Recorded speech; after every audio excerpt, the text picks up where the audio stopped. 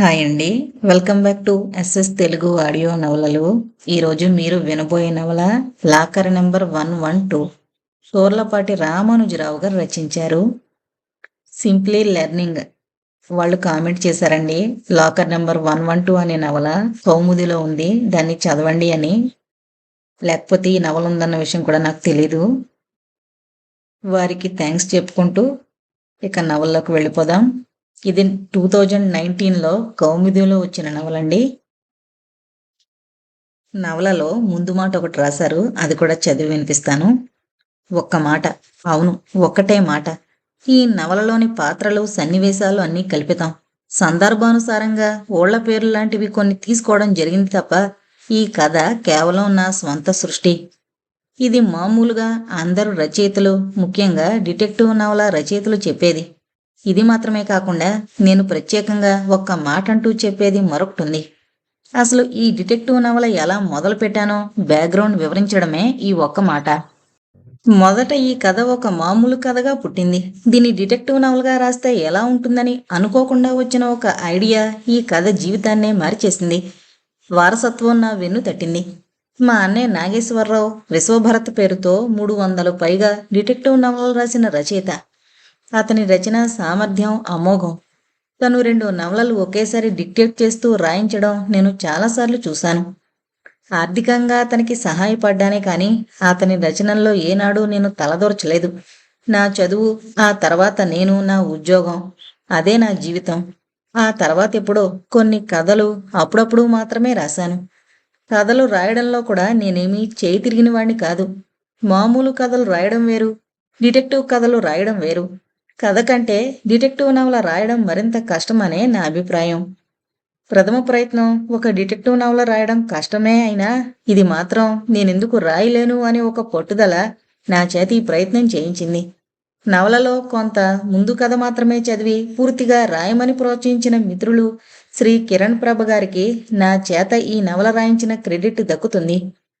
ఈ నవలలో కొన్ని చోట్ల నాకు సలహాలిచ్చిన నా మిత్రుడు కమలాకర్, తమ్ముడు లాయరు దుర్గాప్రసాద్ గారికి, మరొక లాయరు మిత్రుడు మనోహర్ బాబు గారికి ప్రత్యేక కృతజ్ఞతలు.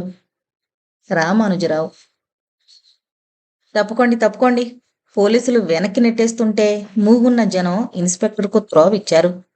రోడ్డు పక్కగా పడున్న శవాన్ని చూసి ఇన్స్పెక్టర్ ప్రసాద్ పక్కనున్న కానిస్టేబుల్కి సైగ చేశాడు.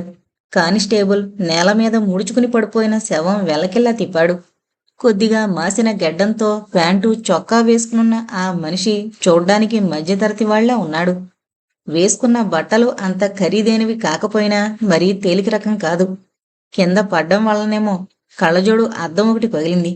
అంటే అతను అకస్మాత్తుగా కింద పడి చనిపోయి ఉండాలి. ఎడమ చేతి మణికట్టు మీద పెద్ద పుట్టుమచ్చుంది. పక్కనే ఒక చేతి సంచి పడుంది. ఇన్స్పెక్టర్ చుట్టూ చూశాడు. గుడి మెట్ల కింద కొన్ని ఖాళీ క్యారేజీ గిన్నెలున్నాయి. అప్పుడే అందరూ భోజనాలు చేసినట్లుంది. దూరంగా పారేసిన ఎంగిలి ఆకులు కుక్కలు పీకు తింటున్నాయి. కొంత దూరంలో కొన్ని ఆటోలు, తోపుడు బళ్ళు ఆగున్నాయి. ఎవరు చూశారీ శవాన్ని ముందు? ఇతన్ని ఎవరన్నా తాకారా? అందర్నీ కలిజూస్తూ ప్రశ్నించాడు ఇన్స్పెక్టర్ ప్రసాద్. వాళ్ళంతా రెక్కాడితేనే గాని డొక్కాడని వాళ్లే. వాళ్లల్లో కొంతమంది అడుగు తినేవాళ్లు కూడా ఉన్నారు. అక్కడ అనుమానించదగ్గ వాళ్ళెవరూ కనిపించలేదు అతనికి. మేమెవరూ ముట్టుకోలేదండి, అందరూ భయం భయంగా జవాబిచ్చారు.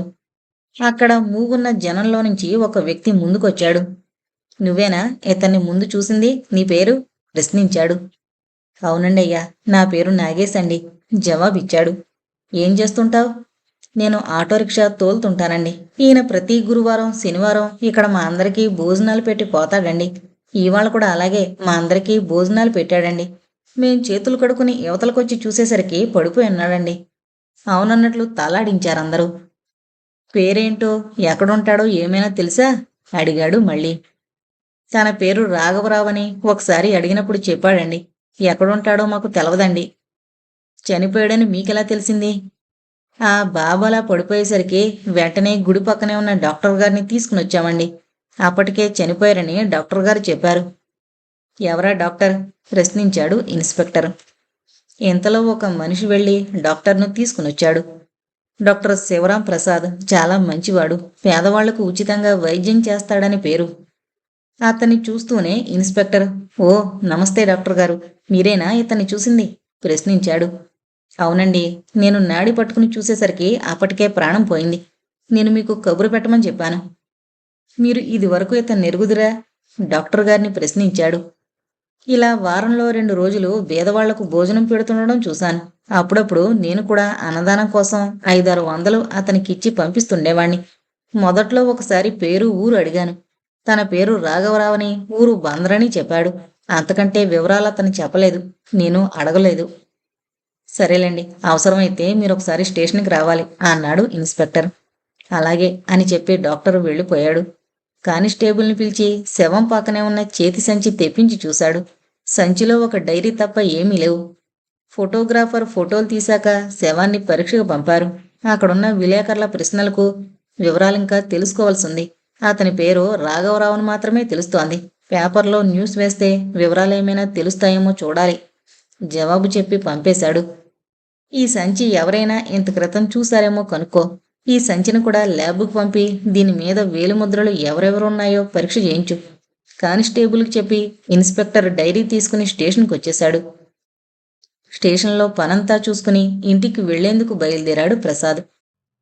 బయటకొచ్చాక పొద్దుటి కేసులో శవం పక్కన చూసిన డైరీ గుర్తొచ్చింది. కానిస్టేబుల్ని పిలిచి టేబుల్లో పడేసిన డైరీ తీసుకురమ్మన్నాడు. జీపు ఇంటికి చేరగానే ఒకసారి పేజీలన్నీ తిరగేశాడు. అతని పేరు, ఊరు తప్ప మరే విషయాలు రాసిలేవు. పేజీలన్నీ ఖాళీగానే ఉన్నాయి. మరి ఇలాంటి డైరీ ఎందుకు తెచ్చుకున్నాడో? డైరీ పక్కన పడేయబోతుంటే అనుకోకుండా ఒక చోట బ్లాక్ ఇంక్తో ఏదో రాసుండడం గమనించి వెంటనే ఆ పేజీ తెరిచాడు. యారో మార్కులతో కొన్ని అంకెలు కలిపి చిత్రమైన రాత కనపడింది. ఇదేంటో ఆలోచించాల్సిందే అనుకుంటూ ఆ పేజీ దగ్గర మడతపెట్టి డైరీ తన బ్యాగులో పడేశాడు. ఎమ్మెల్యే గారు, పిలుపు విని మెట్లెక్కుతున్న సుదర్శన్ వెనక్కి తిరిగి చూశాడు. సర్పంచ్ వేణుమాధవ్ అతన్ని కలుసుకోవాలని గబగబా మెట్లెక్కొస్తున్నాడు. అతన్ని చూడగానే మొహం చిట్లించాడు సుదర్శన్. సర్పంచిగా ఎన్నికైంది మొదలు ఇతను నిధుల కోసమనో మరొకటనో తనని కలుస్తూనే ఉన్నాడు. వేణుమాధవ్ కుర్రాడు, ఏదో చెయ్యాలనే తపనతో ఉన్నాడు. తను ఎమ్మెల్యే ఎన్నికల్లో గెలవడానికి అతను చాలా వరకు కారకుడు. ఆ కృతజ్ఞతతోటే ఇన్నాళ్ళు అతనికి మద్దతిస్తూ వస్తున్నాడు. అయితే ఇప్పుడు పరిస్థితులు మారాయి.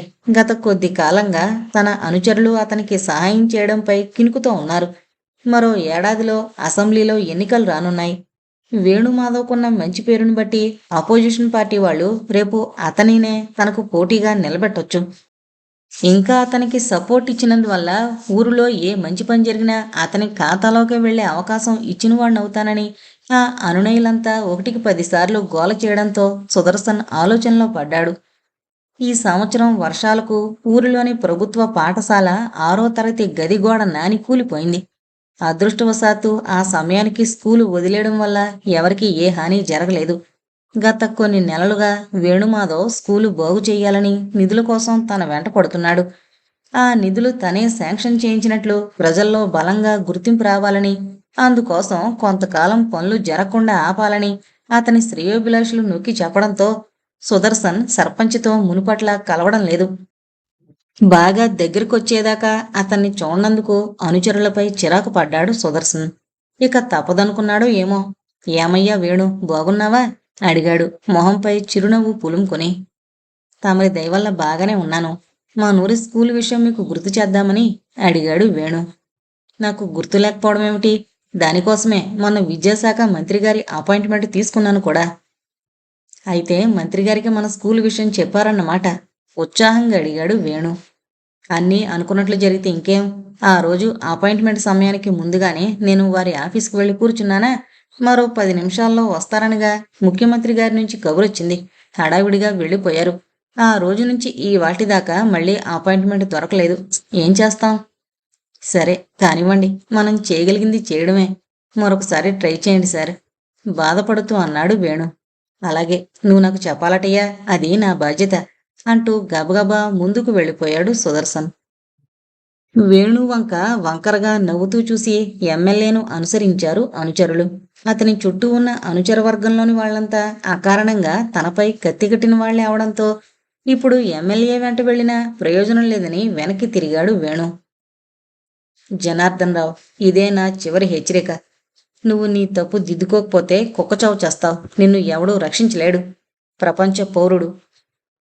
చదివి కాగితాన్ని అటు ఇటు తిప్పి చూశాడు ఇన్స్పెక్టర్ నిచ్చల్. ఆ 2 ముక్కలు తప్ప మరేం రాసిలేదా కాగితంలో. ఉత్తరం తాలూకా కవరును మరోసారి పరీక్షించాడు. అడ్రస్ నీటుగా టైప్ చేసుంది. ఈ కవరు మీకెవరిచ్చారు? మళ్ళీ అడిగాడు. ఎవరో నాకిమ్మని ఇచ్చారంటూ ఒక కుర్రాడు తీసుకొచ్చి ఇచ్చిపోయాడు. ఆ అబ్బాయి ఎవరో నేనింతవరకు చూడలేదు, జవాబిచ్చాడు జనార్దన్ రావు.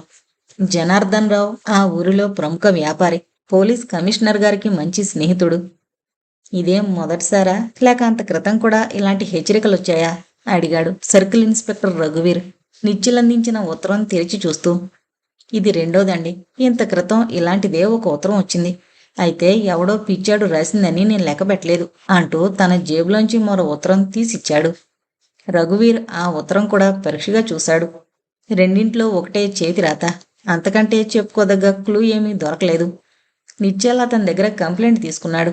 కమిషనర్ ఫోన్ చేసి గట్టిగా చెప్పడంతో రఘువీర్ అతనింటికి కాపలా ఏర్పాటు చేయమన్నాడు. 2 కానిస్టేబుల్స్ మీ ఇంటి దగ్గర సెక్యూరిటీగా ఉంటారు. ఈ ప్రపంచ పౌరుణ్ణి పట్టుకునేదాకా మీరు బయట ఊళ్ళకి ఎక్కడికి వెళ్ళకండి. మీకేం భయం లేదు, ఇక నిశ్చింతగా ఉండండి అని చెప్పి పంపేశాడు నిచ్చల్. ఏయ్, 102 అండ్ 103, మీ ఇద్దరి డ్యూటీ ఈ వాళ్ళ నుంచి జనార్దన్ రావు గారి ఇంటి దగ్గరే. నాకు ఎప్పటికప్పుడు అక్కడ విషయాలు చెప్పాలి. ఇది కమిషనర్ గారి పర్సనల్ కేసు, జాగ్రత్త హెచ్చరించాడు రఘువీర్. ఇన్స్పెక్టర్ నిచ్చల్ వంక చూసి చెప్పాడు. నిచ్చల్, నేను రేపటి నుంచి సెలవులో వెళుతున్నాను. మా అబ్బాయి పెళ్లి నీకు తెలుసుగా. జనార్దన్ రావు గారి విషయంలో కమిషనర్ గారు ప్రత్యేకంగా చెప్పారు, జాగ్రత్తగా చూసుకో. ఏ కాస్త తేడా వచ్చినా కమిషనర్ గారు ఫైర్ అవుతారు హెచ్చరించి వెళ్ళిపోయాడు. నిచ్చల్ తల ఊపి మళ్లీ తన పనిలో పడ్డాడు. 1-2 దొంగతనం కేసులు ఎంక్వైరీ చెయ్యాల్సింది. వాటి గురించి కూడా పైనుంచి ఫోన్లు వస్తున్నాయి. మళ్ళీ ఇప్పుడు ఇదొకటి. ఉన్నవాళ్లలో 2 డ్యూటీలో బయట పంపాలి. రేపు ఒక దొంగతనం కేసులో దొంగను కోర్టులో హాజరుపరచాలి. అక్కడ తతంగమయ్యాక మళ్లీ స్టేషన్కి తీసుకొచ్చి లాకప్లో పెట్టాలి.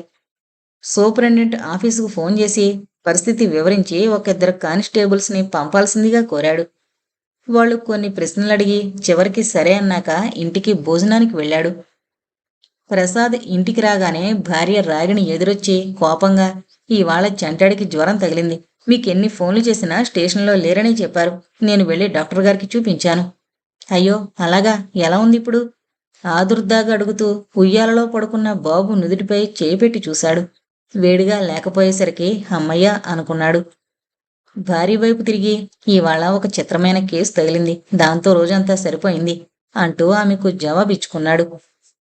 మీకెప్పుడు పనిలేదు కనుక దేశంలో ఎక్కడేం జరిగినా మీకే కావాలి అంటూ మూతి తిప్పింది రాగిణి. లేదు రాగిణి, ఇవాళ గుడి దగ్గర ఎవరో చచ్చిపడున్నారని కబురొస్తే అటు వెళ్ళాను. ఎవరో బిచ్చగాడేమో అనుకున్నాను. కానీ వారంలో 2 రోజులు బీదవాళ్లకు అన్నదానం చేస్తుంటాడట. చేతి సంచిలో డైరీ కనబడితే చూశాను. డైరీ అంతా ఖాళీ. 1 పేజీలో మాత్రం చిత్రమైన బొమ్మలు. అదేదో సింబాలిక్గా ఉంది గాని తమాషాకు రాసినట్లు లేదు ఆలోచిస్తూ అన్నాడు ప్రసాద్. సర్లేండి, ముందు స్నానానికి లేవండి. స్నానం చేసి భోజనం చేశాక తీరుబడిగా దాని గురించి ఆలోచిద్దురుగాని. ప్రసాద్ మాట్లాడకుండా స్నానం చేసి భోజనానికి వచ్చాడు. రాగిణి అతని కంచంలో అన్నం కూర వడ్డించి తను కూడా వడ్డించుకునేంతలో ఉయ్యాలలో బాబు లేచి ఏడవడం మొదలుపెట్టాడు. రాగిణి లేచి బాబునెత్తుకుంది. పాలు పట్టి మళ్లీ ఉయ్యాలలో పడుకోబెట్టింది. అందాక ప్రసాద్ కంచంలో అన్నం కలుపుకోలేదు. అయ్యో, మీరు తినేస్తుండాల్సింది, ఎందుకు ఆగారు? ఎప్పుడో పొద్దున్ననగా తిన్నారు. రాగిణి నొచ్చుకుంది. మరేం పర్వాలేదులే, రాత్రిపూటన ఇద్దరం కలిసి తిందాం అంటూ ప్రేమగా చెప్పాడు. రాగిణి తన కుర్చీ జరుపుకుని అతని పక్కనే కూర్చుంది. భర్త ఏవో పాత కేసులు ఎలా పరిష్కరించింది చెబుతుంటే మధ్య మధ్యలో తనకు తెలియని విషయాలు అడిగింది. ఇద్దరూ భోజనాలు పూర్తి చేశాక రాగిణి గిన్నెలు కంచాలు తీసేసి శుభ్రం చేస్తుంటే ప్రసాద్ తన బ్యాగు తీసి ఆ డైరీ తిరగేశాడు. అంకెలు గీతలతో ఉన్న ఆ చిత్రం వంకే పరీక్షగా చూశాడు. రాసి చూస్తే ఏదైనా క్లూ దొరకవచ్చేమో అని ఒక తెల్ల కాగితంపై అదే బొమ్మలను గీశాడు. అతను దాని వంకే దీక్షగా చూడడం చూసి, మళ్ళీ మొదలుపెట్టారా? ఇంటికొచ్చిన తర్వాతన్నా ఆఫీసు విషయాలు వదిలేసి హాయిగా ఉండొచ్చు కదా. చేతులు తుడుచుకుంటూ వచ్చి అతని పక్కనే కూర్చుంది రాగిణి. ఈ బొమ్మ నీకేమైనా అర్థమవుతుందేమో చూడు కాగితం ఆమె చేతికిచ్చాడు. దాని వంకే పరీక్షగా చూసింది రాగిణి. ఏమో, ఆ ఏరో మార్కులు, ఆ అంకెల గోలేంటో నాకేం అర్థం కావడం లేదు. దాని సంగతి రేపు ఆలోచిద్దురు గాని ఆ కాగితం అవతల పడేసి పడుకోండి, పొద్దుపోయింది ఆవులిస్తూ చెప్పింది రాగిణి. ప్రసాద్ ఆ కాగితం పట్టుకుని దాని వంకే పరీక్షగా చూశాడు. ఆ బొమ్మ చూస్తూనే పడుకున్నాడన్న మాటే గాని అతని కళ్ళల్లో అవే బొమ్మలు కదలాడుతున్నాయి. రాగిణి ఒకసారి లేచి అతని కేసి చూసింది. ఇంకా పడుకోలేదా? బాబు పక్క బట్టలు మార్చి మళ్ళీ పడుకుంది రాగిణి. ఖచ్చితంగా ఆ రాఘవరావేదో చెప్పదలుచుకునే అలా రాసి ఉండొచ్చు. అది రహస్యంగా ఉంచాల్సిన విషయమై ఉండాలి. అయితే అతనికి తను ముందే చనిపోతాడని తెలుసా? ఎవరైనా చంపుతారని భయపడ్డా? అంటే ఎవరైనా బెదిరించుంటారా? అతని వివరాలు అసలేమీ తెలియకుండా ఈ కేసు ఎలా పరిశోధించాలి? బందరులో పోలీసులకు అతని వివరాల కోసం రాస్తే వాళ్లకు కూడా తేలిగ్గా వివరాలు దొరుకుతాయా? ఆ పట్టణంలో రాఘవరావులు ఎంతమంది ఉన్నారో అందరిలో ఇతనెవరో తెలుసుకోవడం కష్టమే. ఏమైనా ప్రయత్నించి చూడడంలో తప్పులేదు. పేపరు న్యూస్ ఇచ్చిన సమాచారం దొరకలేదు. చాలాసేపు ఆలోచిస్తూ ఉండిపోయాడు ప్రసాద్. ఎప్పుడో తెల్లవారుజామున అతనికి నిద్ర పట్టింది.